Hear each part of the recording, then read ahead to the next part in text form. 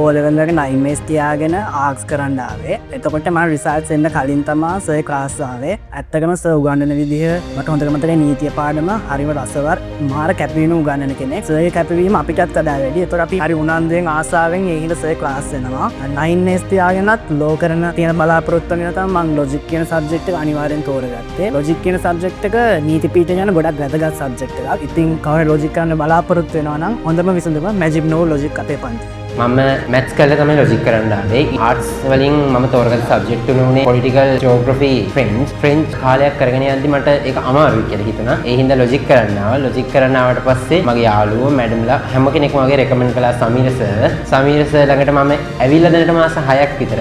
Sameera sir ළඟට මම ආවට පස්සේ සර් හැම වෙලේම වගේ මට කිව්වා පුතා පාඩම් කවර් කරන්න. බැරි පාඩම් තියෙනවා නම් ඒවා අහන්න. අවශ්‍ය කරන උපරිම සහයෝගය සර් දුන්නා. මාත් මගේ පැත්තේ උපරිම කැපවීම කළා. සර්ට පුළුවන් හැමදේම කළා. මට ලොජික් ගැන බයක් නෑ. මොකද සර් ඉන්නේ හින්දා.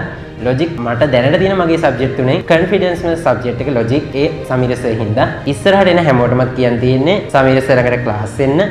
ඕගොල්ලන්ට මාස 6ක් 7ක් ගියම් තේරෙයි ඉදිරියේදී තියෙන කොන්ෆිඩන්ස් මේ සබ්ජෙක්ට් එක ලොජික් කියලා. මම ලොජික් කරන්න කලින් කරේ කොමර්ස් ඉංග්‍රීසි මීඩියම්. ඊට පස්සේ තමයි මම ලොජික් විෂය තෝරගත්තේ. හැබැයි O level results මගේ 8S ලොජික් කරන්න ගත්තේ සර්ගේ වීඩියෝ එකක් මම YouTube එකේ දැක්කා. ඒ වීඩියෝ එකේ තිබ්බ විදිය සර් පතා දුන්න විදියට ලොජික් කරන්න මට ඇත්තටම කියනවා උනන්දුවක් ඇති වුණා. ලොජික් විෂයක් විදියට ගත්තත් මම ආසම විෂය ලොජික්. සර් දෙන මොරාල් එක මොටිවේෂන් එක ගොඩක් වටිනවා ඉවරද. අනාගත නීතිඥයින්ගේ වර්තමාන නවාතැන මැජික් නොවූ ලොජික් සමීර එදිරිසිංහ